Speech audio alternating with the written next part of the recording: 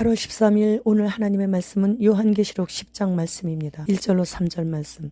내가 또 보니 힘센 다른 천사가 구름을 입고 하늘에서 내려오는데 그 머리 위에 무지개가 있고 그 얼굴은 해 같고 그 발은 불기둥 같으며 그 손에는 펴놓인 작은 두루마리를 들고 그 오른발은 바다를 밟고 왼발은 땅을 밟고 사자가 부르짖는 것 같이 큰 소리로 외치니 그가 외칠 때 7 우레가 그 소리를 내어 말하더라. 본장은 세상 종말에 있을 하나님의 봉인 나팔 대접 심판 중 가장 먼저 7 봉인의 심판이 완료되고 잠시 천상에 구원받은 무리 14만 4천을 보충 설명하고 7 나팔의 심판이 8장과 9장에서 6째 나팔까지의 재앙이 집행되고 11장에서 7째 나팔이 본격적으로 불려지기 전 삽경의 말씀입니다. 본장에서는 작은 두루마리를 천사가 가지고 등장하는 장면과 사도 요한이 그 작은 두루마리를 받아먹는 광경을 묘사하고 있습니다. 사도 요한은 하나님의 작은 두루마리를 직접 먹으면서 입에서는 꿀같이 달지만 배에서는 쓴맛을 경험한 내용이죠. 오늘 본문의 또 다른 힘센 천사는 방금 6째 나팔을 분 천사가 아니고 강력한 힘을 지닌 또 다른 천사를 말하고 있는 것이에요. 그 천사의 모습은 머리 위에는 하나님의 보좌 주위에 둘려져 있는 무지개가 그 천사의 머리 위에 있었고 태양처럼 빛나는 얼굴과 불기둥 같은 발의 모습을 하고 그 천사에게 내려진 임무인 펼쳐진 작은 두루마리를 땅으로 가지고 내려와서 오른발로는 바다를 밟고 왼발로는 땅을 밟고 있었습니다. 이 천사는 예수님께서 하실 그 일을 대신 맡아서 하는 거예요. 그렇기 때문에 이분의 외모가 지금 완전 예수님의 모습인 거예요. 하나님께서 우리에게 무슨 일을 시키실 때 우리가 그 일을 예수님 대신에 최선을 다해서 예수님의 심정으로 그 일을 해내면 이렇게 그의 모습은 물론이고 그가 하는 모든 범사에 예수님의 영광을 그냥 그대로 입혀주신다라는 거죠. 하나님의 일을 할 때 작은 거네. 내 그릇이 이 정도밖에 안 되나.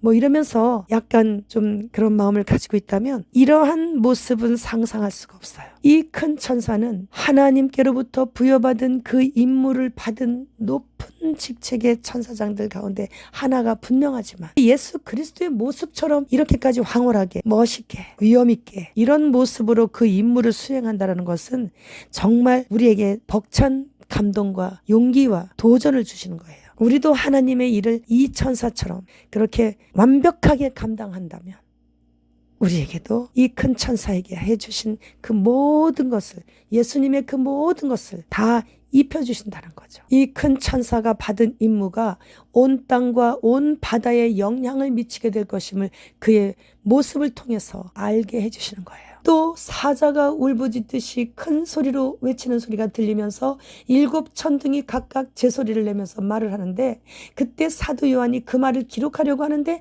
곧 하늘에서 소리가 나서 7 우레가 말한 것을 임봉하고 기록하지 말라 그러시는 거예요. 이 하늘에서 들려온 음성은 그리스도의 음성이에요. 여호와의 음성을 사자가 울부짖는 소리에 비유를 한 것은 절대적 위험의 부르짖음을 나타내는 거죠.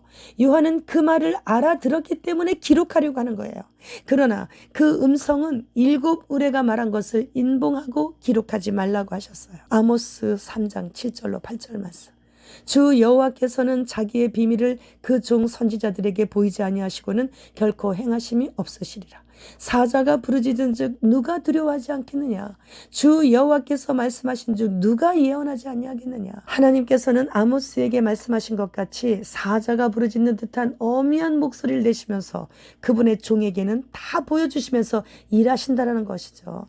그래서 이 7 우레는 사람이 능히 말로 표현할 수 없는 사자가 부르짖는 듯한 위험 있는 여호와의 음성을 듣고 요한은 이해를 했던 거예요.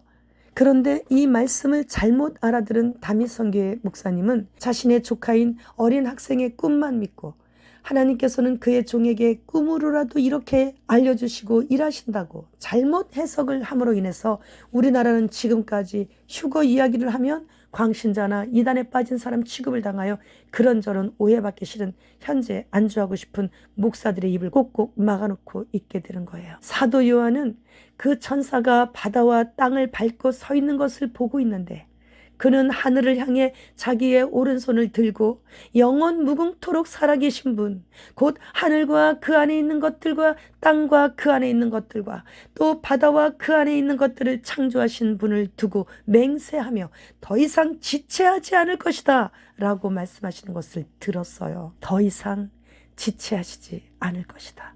이 말씀은 5째 인이 떼어졌을 때 순교자들의 탄원에 대한 응답이신 것이에요. 최초의 순교자는 아벨이죠. 아벨은 이 말씀을 듣기까지 6천년을 기다린다는 거죠.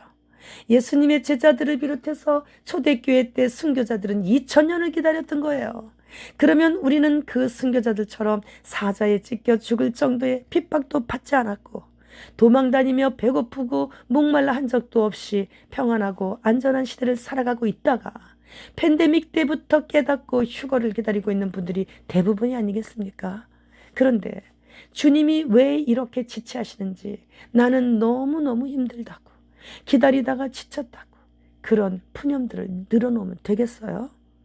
지금 우리가 설국열차 꼬리칸에 타고 있는 것도 아니고 현재 우리는 경치도 보면서 간식도 먹어가면서 타고 가는 설국열차 중간 칸쯤에 타고 가는 것이에요. 그렇기 때문에 우리는 하나님께 왜 지체하시느냐고 보챌 정도로 뭐 한 거 없어요. 그리고 그다지 그렇게 오래 기다린 적도 없는 거예요. 사도 요한은 힘센 천사에게 그 작은 두루마리 책을 달라고 했더니 받아 먹으라고 하면서 주시는 거예요. 그래서 받아 먹는데 이 책이 얼마나 작은지 요한이 한 입에 삼킬 정도예요. 이 작은 책의 내용은 7 나팔 재앙과 그 이후에 일어날 일들에 대해 기록한 것으로 보고 있습니다. 이 두루마리를 먹는다는 것은 이 책에 적힌 메시지를 받아들인다는 뜻인데 이 메시지가 입에서 단 것은 그것의 본질이 구원을 이루는 것이기 때문이고 뱃속에서 쓴 것은 그것의 내용이 엄중한 심판을 품고 있기 때문이죠. 7절 말씀. 7째 천사가 소리내는 날 그의 나팔을 불려고 할 때 하나님이 그의 종 선지자들에게 전하신 복음과 같이 하나님의 그 비밀이 이루어지리라 하더라. 이제 11장에서 7째 천사가 나팔을 불려고 할 때 하나님의 복음이 이루어진다고, 그러니까 하나님의 비밀이 그 종 예언자들에게 전하셨던 그대로 이루어진다는 그 말씀이에요.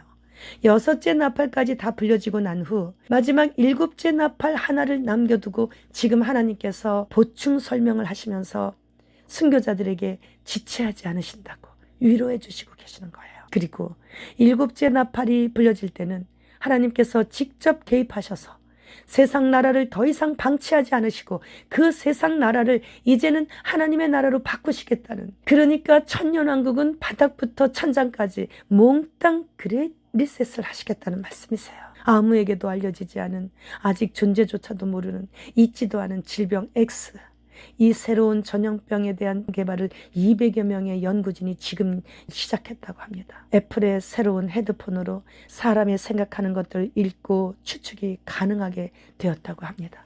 사람의 마음은 오직 하나님만이 감찰하시는 것이에요.